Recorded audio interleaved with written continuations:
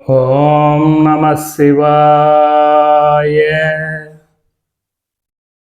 தென்னாடுடைய சிவனே போற்றி, எந்நாட்டவர்க்கும் இறைவா போற்றி, திருக்கழுக்குன்றின் செல்வா போற்றி, பொறுப்பமர் பூவனத்து அரணே போற்றி, காவாய் கனகத்திரளே போற்றி, கைலை மலையானே போற்றி போற்றி.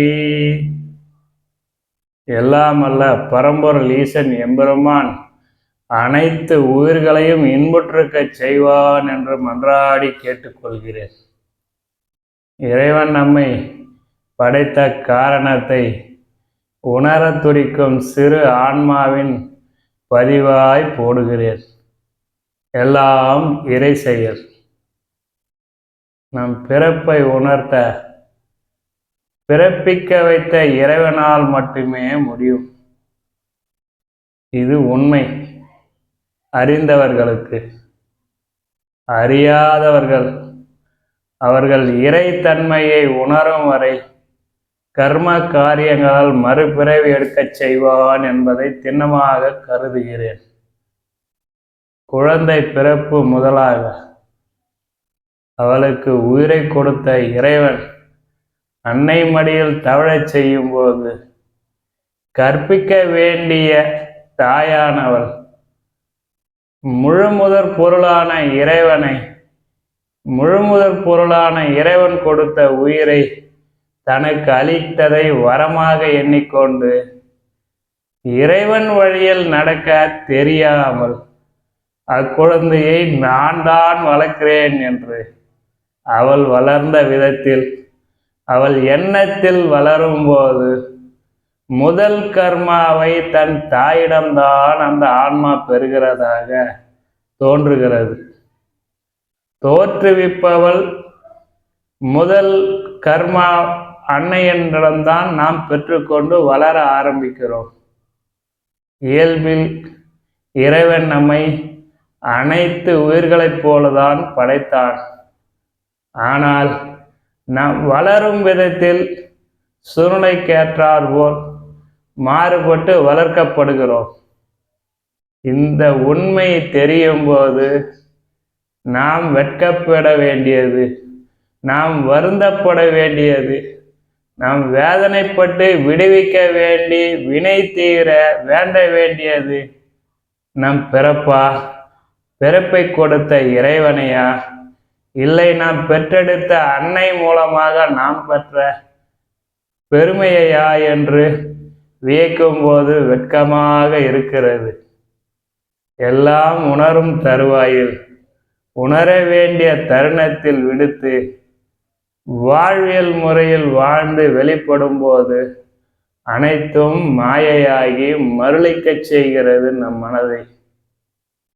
மனதால் வாழும் இந்த நிலையற்ற உடலை உண்மையாய் உயிருள்ளவரை நம் உண்மைக்கு உயிராய் இருந்தும் நம் உயிரை கொடுத்த இறைவன் வழியில் நடக்கச் செய்யும் போது எல்லாம் நமக்கு வியப்பாய் இருக்கிறது.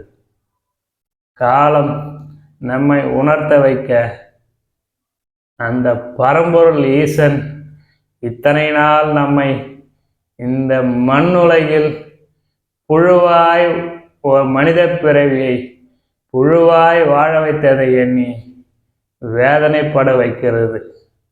எல்லாம் இறை செயல்தான். பிறப்பை பிறந்து பிறப்பை அறுக்க பிறவி வேண்டாம் என்று வருந்தும் போதுதான் அந்த இறைத்தன்மை உணர்த்தி வைக்கிறார் நம் இறைவன். குழந்தை பாலகன் வாழும்போது அவனுக்கு எதுவும் தெரியாது. உண்மையில் பசி மட்டுமே தோன்றும். பசியை அடக்கும் தாயானவள் கூறுவதில் உண்மை இருப்பதாக எண்ணி நம் வாழ்வில் நடைபயில ஆரம்பிக்கிறோம். ஆனால் ஒரு சில குறிப்பிட்ட காலம் வரையில் அது உண்மையாய் தெரிகிறது.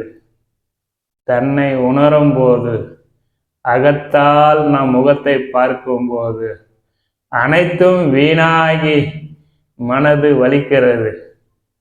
மனதால் செயல்பட்ட காலத்தில் உண்மையாய் ஆன்மாவில் வாழும் நினைக்கும் போது நம்மை நாமே நொந்து கொள்ள வேண்டியதாக இருக்கிறது. எல்லாம் இறை செயல் என்று ஒதுக்கிவிடவும் முடியவில்லை. வாழும் வாழ்க்கையில் இருந்து விடுபடவும் முடியவில்லை. இதற்கெல்லாம் முத்தாய்ப்பாய் நம் சமூகத்தில் நல்ல பெயர் எடுக்க வேண்டும் என்று சமுதாயத்தை நாடி சென்று நம்மை நாமே இழந்து விடுகிறோம். இறைவன் பார்த்து ஆனந்தித்து கொண்டிருக்கிறான். நான் படைத்த பொருளா இது என்று. நாம் படைத்த உயிராகும் போதுதான் அவன் நம்மை ஏறெடுத்து பார்க்கிறான் என்று திண்ணமாக கருதுகிறேன். எல்லாம் சில காலம், அனைத்தும் ஒருவனுக்கே. நம்மை படைத்த இறைவன் ஒருவனுக்கே நாம் அனைத்தையும் சமர்ப்பிக்கும் நாள் வரை நம்மை இந்த பூ உலகில் இருந்து மேன்மைப்பட்ட ஆன்மாவை திருத்தி எல்லாம் அல்ல பரம்பொருள் அனைத்து உயிர்களையும் தன்னேல் சேர்த்து அருள் புரிவான் என்று இந்த நன்னாளில் மன்றாடி கேட்டுக்கொள்கிறேன். ஓம் நம சிவாய.